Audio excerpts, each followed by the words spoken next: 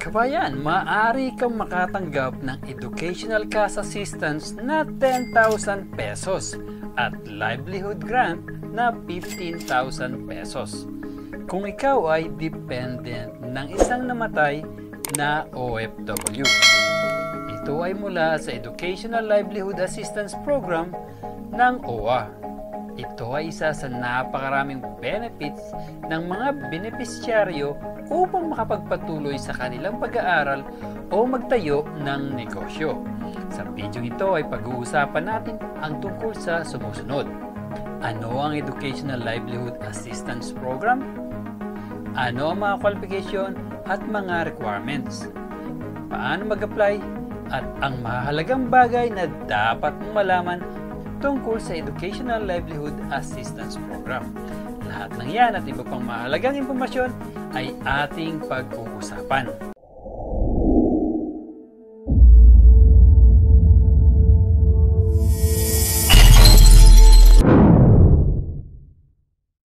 Ang Overseas Worker Welfare Administration ay mayroong maraming educational training projects na tumutulong sa mga dependent ng overseas Filipino workers sa mga scholarship grant at financial assistance.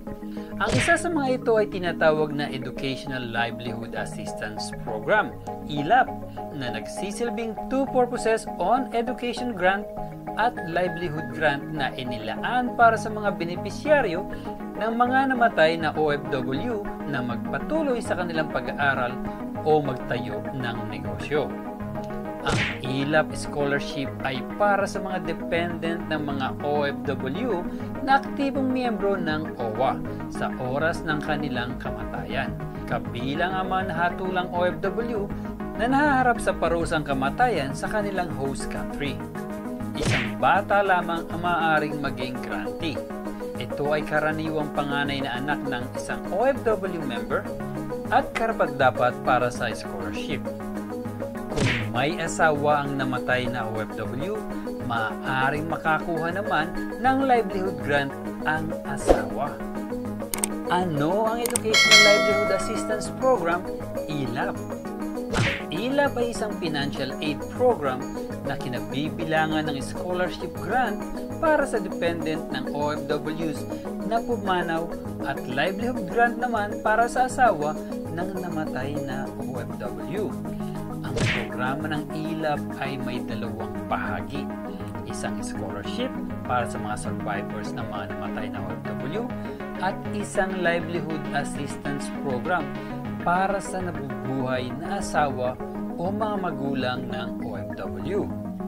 Isa lamang sa mga anak ng OFW, ito ay kadalasan ng panganay, ang makakatanggap ng scholarship grant. Ang dependent ay may karapatan sa financial grant sa form ng mga allowance tulad ng 5,000 pesos para sa elementary, 8,000 pesos naman para sa high school, at 10,000 pesos para sa college. 15,000 pesos livelihood financial grant ay ibibigay din sa mga magulang para sa mga single na OFW, mga nabubuhay na asawa para sa mga kasal na OFW. Ano ang mga kwalifikasyon para sa ELAP? Kung nagpaplano ka mag-apply para sa Educational Livelihood Assistance Program, ang mga dependent ay maaaring isang incoming elementary, high school o college student at natugunan ang mga sumusunod. Dapat ang dependent ay anak ng miyembro ng isang OFW na aktibong miyembro ng OWA sa oras ng kanilang pagkamatay. Dapat ay isang mamamayang Pilipino. Single, student na may edad na 21 o pababa. Hindi dapat grantee ng anumang scholarship award. Mag-aaral na mayroong general weighted average na 80% at nangungunang 20% ng graduating class. Kailangan pumasa sa qualifying examination ng Department of Science and Technology, Science Education Institute. Dapat ay nasa mabuting kalusugan at may good moral character. Dapat matugunan ang university's current admission at retention criteria at hindi pa nakakatugon sa overall university's residency policy. Requirements para sa OWA ELAP. dahil ang Educational Livelihood Assistance Program ay nahahati sa dalawang bahagi. Mayroong mga requirement para sa educational assistance at mayroon ding mga requirement kung ang benepisyaryo ay kukuha ng livelihood assistance. Para sa educational requirements, application form, 2 copies. 2x2 recent at identical photos, 2 copies. Death certificate o ibang record na may katulad ng katangian sa namatay na OFW. Official transmission mula sa embahada o consulate. Proof of relationship sa isang miyembro ng OWA, anuman sa mga sumusunod. Birth certificate ng aplikante kung anak ng OFW. Birth certificate ng parehong aplikante at OFW kung kapatid na babae ng OFW. Certificate of no marriage, sinumar galing PSA. Receipt or proof of enrollment, anuman sa mga sumusunod. Enrollment assessment form, certificate of registration, certificate of enrollment. Enrollment documents, electronic format, anuman sa mga sumusunod. Evaluation form, admission test score, patunay na pagiging miyembro ng OWA, anuman sa mga sumusunod. Opisyal na resibo ng kontribusyon ng OWA, OWA verification sheet na inisyu ng MPC, Certificate of Good Moral Character na inisyu ng Principal Guidance Counselor. Certification ng aplikante ay nabibilang sa upper 20% ng elementary at high school graduating class at mayroong GWA average na mahigit sa 80% sa kanyang elementary at high school report card. Applicant certificate na hindi nakakuha ng post-secondary, undergraduate college units at hindi recipient ng anumang scholarship grant o hindi kumuha ng ADSP qualifying examination. Sworn statement na wala siyang pending application para sa resident immigrant status sa kahit saang bansa at walang dual citizenship signed by the parent or legal guardians. Kopya ng scholarship agreement sa original form nito. Para sa economic livelihood requirements, application form, 2-piece passport size pictures, katibayan ng kaugnayan sa miyembro ng OWA.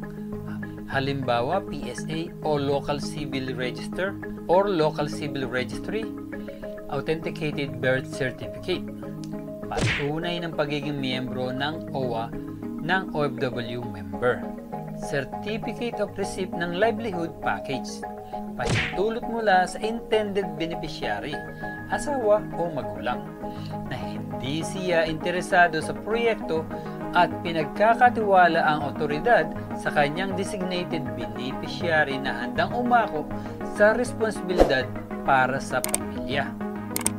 Paano mag-apply para sa Educational Livelihood Assistance Program? Number 1. Kumuha ng application form mula sa iyong local OWA office. Number 2. Kumpletuhin ang lahat ng mga documentation specification. 3. Ipasa ang lahat ng mga dokumento sa pinakamalapit na OWA office. Alternative submission, ipadala ang application form, evaluation form, at required documentation sa courier services. Pang-apat, hintayin ang tawag mula sa OWA kung ikaw ay nasa applicant's slot. Ito ang mahalagang bagay na dapat mong malaman tungkol sa Educational Livelihood Assistance Program. Bago endorse ng DOLE Regional Offices, ang OWA at Regional Welfare Offices nito ay kukuha at susuriin ang mga aplikasyon ng dependents ng OFW. Ang listahan ng mga otorisadong benepisyaryo ay ipapadala sa DOLE Central Office. Para sa layunin ng pagsubaybay sa katayuan ng aplikasyon, ang aplikante ay makakatanggap ng isang serial reference tracking number sa pamamagitan ng SMS o email. Ang mga aplikante na nagsumite ng hindi kompleto o di wastong mga requirements ay ipapaalam sa mga nawawala na invalidate na ang mga requirements sa pamamagitan ng SMS o email. Matapos matanggap ang isang aplikasyon, madadownload at may print na scholarship agreement ay ipapadala sa aplikante para sa pirma at notarization. Ang mga scholarship agreements na nilagdaan at nanotaryo ay ibinabalik sa kinaukulan ng RW ng anumang courier services. Ang mga karapat-dapat na beneficiaryo ng Educational Livelihood Assistance Program ay aanunsyo at ang tulong ay babayaran sa pamamagitan ng bank remittance direkta sa bank account ng student beneficiary. Para makatanggap ng remittance taon-taon, ang mga kwalipikadong beneficiaryo ng Educational Livelihood Assistance Program ay dapat mayroong aktibong account number sa kanilang pangalan. Kung hindi, kailangan mo magbukas ng savings account sa pangalan ng iyong anak o kamag-anak. Sa loob ng 2 linggo ng pagtanggap ng aplikasyon, ang mga pondo ay direktang ililipat sa account ng aplikanteng OFW o sa kanyang designated beneficiary sa pamamagitan ng bank transfer o electronic payment facility. Tandaan na hindi sasakupin ng educational assistance na ito ang buong tuition fee para sa iyong anak o kapatid. Gayunpaman, maaari itong magamit upang pandagdag sa iba't ibang gastusin tulad ng mga libro at iba pang gamit sa paaralan. Pagkatapos lamang maaprubahan ang aplikasyon ng MDA at makatanggap ang aplikante ng Notice of Award, ang Notice of Award ay may bisa lamang ng 45 days pagkatapos itong tanggapin. Tiyaking makukuha mo ito sa loob ng 45 days. Hindi ka makakakuha ng isa pang NOA kung hindi mo ito gagamitin sa loob ng takdang panahon. Kakailanganin mong maghintay para sa susunod na naka-schedule na appointment. Ayun lamang po mga kabayan, sa video ito ay napag-usapan natin ang mga sumusunod. Ano ang Educational Livelihood Assistance Program? Ano ang mga kwalifikasyon, mga requirements para sa OWA ELAP? Paano mag-apply para sa ELAP program? At mahalagang bagay na dapat mong malaman tungkol sa Educational Livelihood Assistance Program. Ayun lamang po mga ka-recruit, sana ay marami kayong natutunan sa video ito. For more information tungkol sa mga benefits na maaaring makuha ng OFWs, bisitahin lamang ang YouTube channel ko at siguradong maraming video na maradong magiging interesado kayo.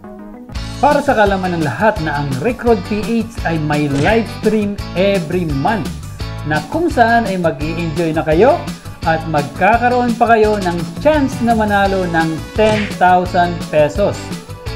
Meron itong Early Birds Raffle, isang tanong isang sagot, raffle, at bingo na kung saan ay may jackpot prize na 10,000 pesos. At para sa aming masugid na followers at subscribers ay meron ding top fan of the month bilang YouTube commenter, FB reactor, at FB commenter. Halina at samahan niyo ako at siguradong mag-enjoy kayo sa mga bagong video at marami pang chance na manalo ng malaki pang premyo sa aming live stream. Sana ay may panibago kayong natutunan. Please abangan ang aming mga susunod pang mga video at sigurado mag-enjoy kayo at marami kayong matututunan. At kung may mga katanungan kayo tungkol sa ating napag-usapan, huwag po kayong mag-alangan na ilagay ang inyong mga katanungan sa comment section upang mabigyan po namin kayo ng kasagutan. At please huwag kalimutang mag-like, share, and subscribe at hit the notification bell pati ang all para lagi kang updated sa aming bagong video. Muli, palagi niyong tatandaan na dito sa Recruit, prioridad namin ang inyong kaalaman tungo sa inyong kaunlaran. Paalam, kabayan!